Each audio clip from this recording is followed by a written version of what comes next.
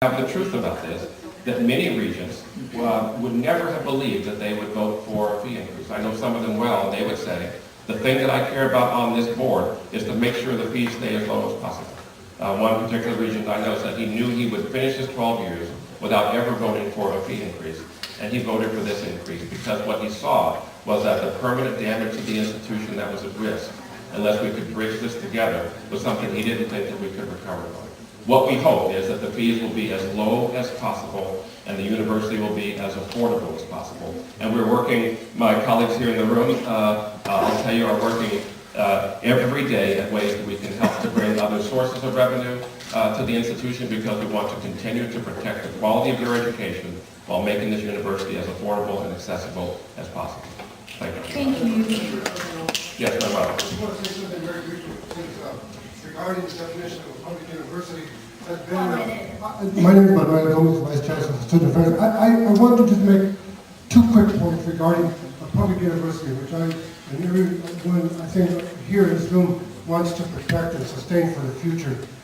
There's a disinclination, there's almost a sort of a disbelief about writing to Sacramento or going to Sacramento or dealing with Sacramento. The definition of a public university is it's funded by the people of California. That happens in Sacramento. That's one of the definitions of a public university. A private university gets its money from the parents or of the rich students that attend it. In addition, so that's very important regarding the decision-making of funding. It happens in Sacramento for public universities. And I want to defend the public university as you do. And I want to say one other thing about it. We get $51 million on this campus alone in Cal Grants. That's public tax money of the people of California voted on by the legislature and the governor coming to our students. And we give out $378 million a year in some form of financial aid. And 70% of our students enrolled here at UCI are on some form of financial aid. Stop. This is important to understand about what a public university is.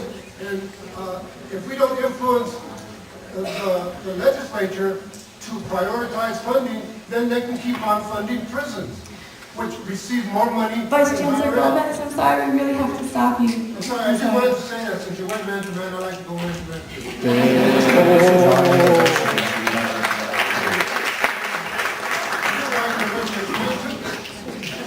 Okay, this may be the last question, so, okay, this is the last question, and go ahead. Hi everybody, thank you for the opportunity. Appreciate it. More better for translators, the Dennis, please. I just want to stand back to the microphone a little bit. I couldn't hear. Just back up about 6 Okay. Durante 20 años la universidad ha sufrido grandes cambios. In the last 20 years, we've seen a number of changes here at the university. Grandes edificios, We've seen a number of new buildings go up. good classroom, more better opportunities for students, for teachers, for more better working for administration for the university. Okay. My question is, for 20 years, my husband is working here, all right? For 20 years, my husband too many working here, okay? My question is el tiempo que como persona y esposa de un trabajador? I believe it's time as the wife of a worker here on the campus Se nos dé la misma oportunidad that we receive the same opportunities, de respeto, the same respect, dignidad, the same dignity. trabajamos, We work, limpiamos, we clean. es tiempo It's time de que las familias that the families y nuestros hijos and our children tengan la misma oportunidad que su familia tiene para ustedes. have the same opportunities as their families.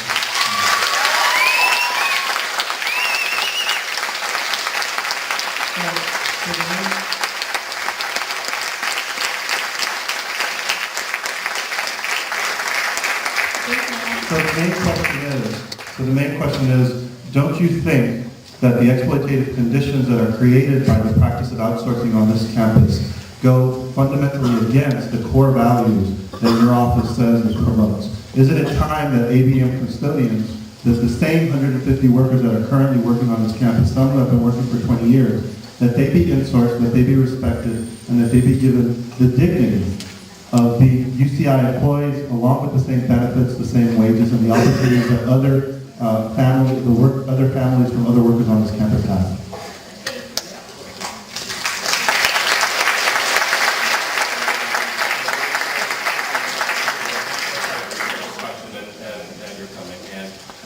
We care very much about everyone who's a part of the UCI family, and we will continue to work respectfully to resolve any differences that we have.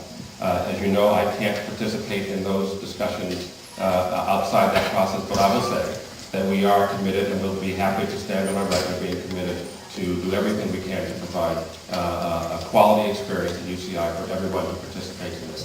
And let me say again that I will stand proudly on my career of working for the disadvantaged and dispossessed in every aspect of this state and nation. And I will say that a hallmark of that is to create opportunity for people to be able to cross that bridge, to be able to be uplifting contributors to society. And I'm pleased that you're working with us on that. So thank you.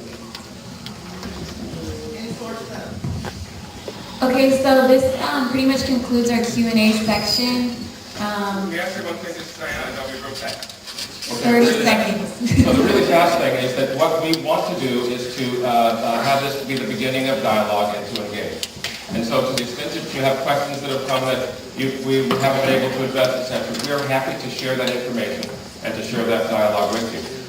This is not one to make everybody agree or feel the same way at the end of the day, but we want to make sure that there's a chance to exchange information. This is a university, and we appreciate this. So I want to thank you. I know we have to be done by 6 o'clock, but I want to thank you all for coming out and look forward to speaking. Thank you.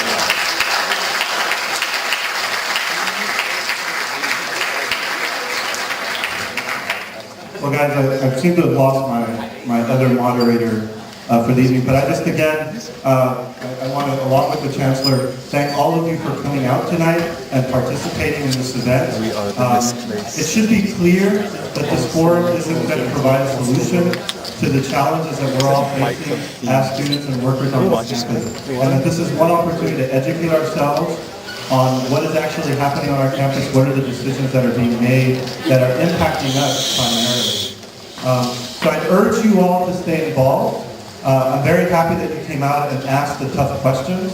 I think it's important that we continue to ask the tough questions of our state representatives and of our administrators. They're highly paid. They should be able to answer and to take the tough questions. So I appreciate that you came out and you asked the tough questions. And I ask all of you to stay informed and to stay involved. And one way that you can stay involved is that tomorrow you can participate in supporting the 150 custodians that are still outsourced on our campus. They will be participating in a rally at the flagpoles at 2:30. Please join them. Please come out and show your support, because part of the issue that we're facing as students is that we're being asked to bail out the state, we're being asked to bail out the university, and workers, these outsourced workers and the other workers that are being furloughed and laid off on our campuses, they're being asked to bail out the university. And it's time that we say in a united voice, no, enough is enough. Where's our...